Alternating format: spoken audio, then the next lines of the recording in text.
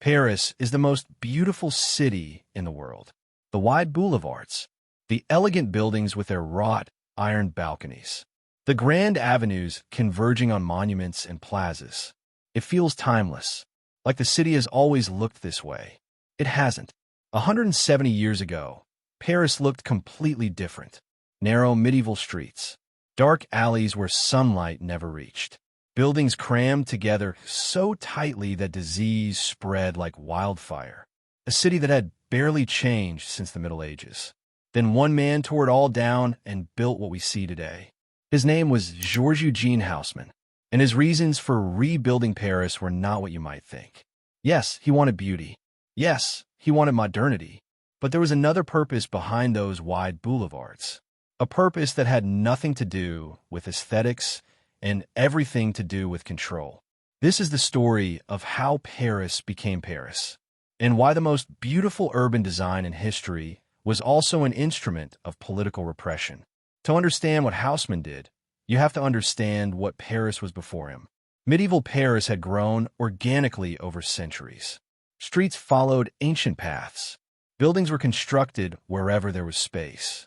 The result was a labyrinth. Winding passages that changed names every few blocks. Dead ends. Courtyards hidden behind courtyards. A city that only its residents could navigate. This density created problems.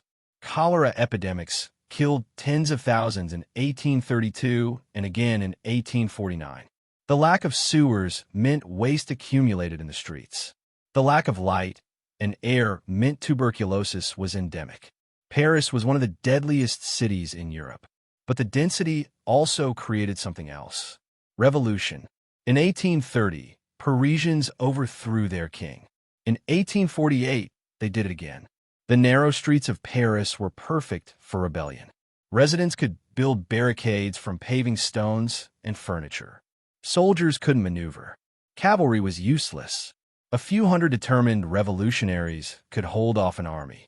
When Louis Napoleon became emperor in 1852, he remembered these revolutions. He had come to power through a coup, and he knew that coups could be reversed. The streets of Paris were a threat to his rule. He needed someone to fix that. He found Georges Eugene Haussmann.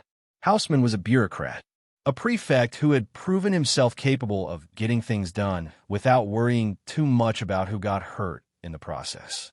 Napoleon gave him unprecedented authority and a simple mandate. Transform Paris. The demolition began almost immediately. Entire neighborhoods were erased. Tens of thousands of buildings came down. Hundreds of thousands of people were displaced. The medieval city that had stood for centuries was systematically destroyed. In its place, Haussmann built the Paris we know today. Wide boulevards cutting straight lines through the urban fabric. Buildings of uniform height with uniform facades. Grand plazas where multiple avenues converged. Parks and gardens providing green space. A complete sewer system underground. The official justification was public health and modernization. And these benefits were real. The new Paris had better sanitation, more light and air, less disease, faster transportation. But look at a map of Haussmann's boulevards and another pattern emerges. They connect military barracks to working-class neighborhoods. They provide clear lines of fire from one end to the other. They're too wide for barricades. They're perfect for moving troops. The Boulevard de Strasbourg, the Boulevard de Sebastopol, the Boulevard Saint-Michel. These weren't just roads. They were invasion routes, designed to allow the army to quickly reach any part of the city where rebellion might break out. Haussmann himself was explicit about this in his memoirs. He called it strategic beautification. The beauty served a purpose, and that purpose was preventing the people of Paris from ever again threatening the government. The displacement was massive and deliberate. The neighborhoods that were demolished were working class. The new buildings that replaced them were expensive. The poor were pushed to the periphery, to new neighborhoods beyond the old city walls. This wasn't an accident. It was policy.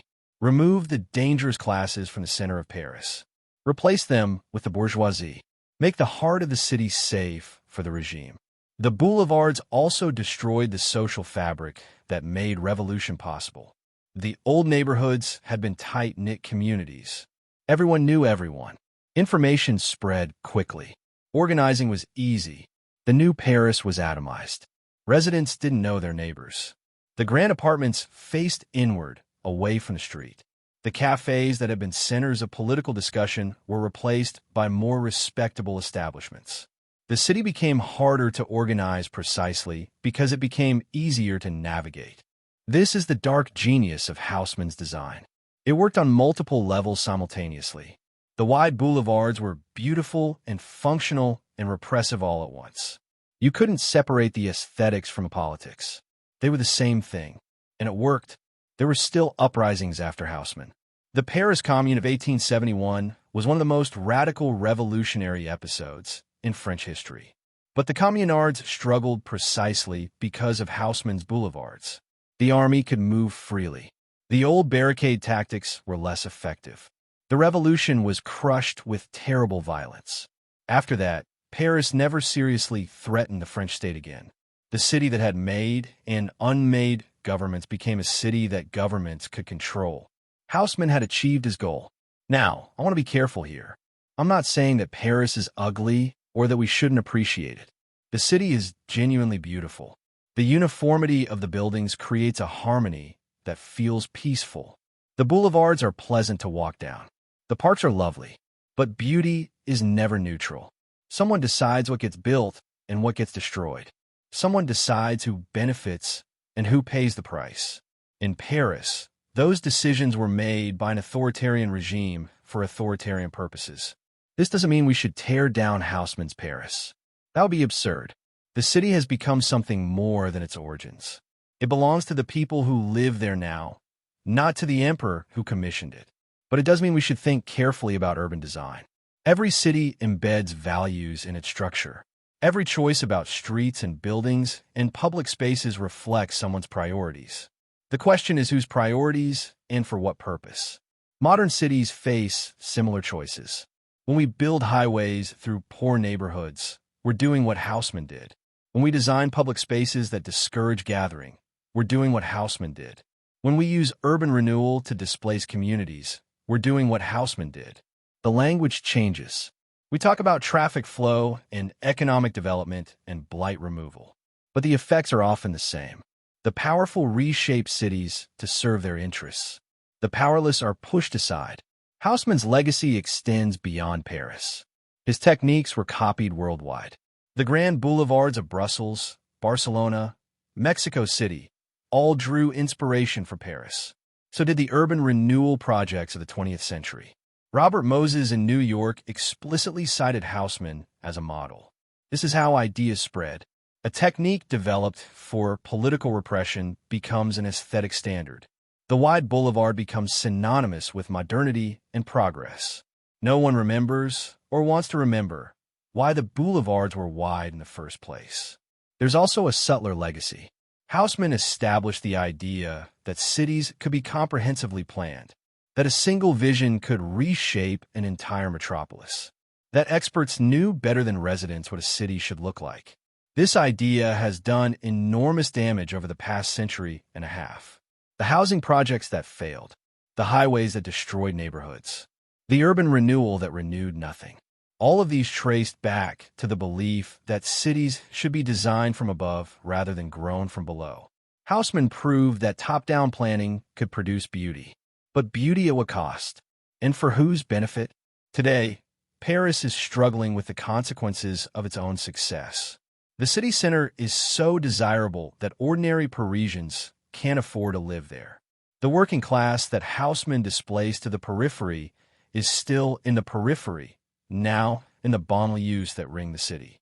The segregation he created persists. The boulevards that were designed to move troops now move tourists. The buildings that were designed to house the bourgeoisie now house the global elite. Paris has become a museum of itself, beautiful and increasingly hollow. This isn't Haussmann's fault exactly. He couldn't have predicted 20th century tourism or 21st century real estate speculation. But the city he designed made these developments possible. The beauty that attracts millions of visitors is the same beauty that prices out residents. Every time you see a photograph of Paris, remember what you're looking at. Not just buildings and trees and light. A political project. A weapon disguised as art. A city designed to be controlled as much as to be admired. And then ask yourself what political projects are embedded in your own city. What choices were made by whom for what purpose? Because every city is designed. The only question is whether we're aware of who's doing the designing and why. If you want to explore more hidden stories behind the cities we think we know, stick around. I'll see you in the next one.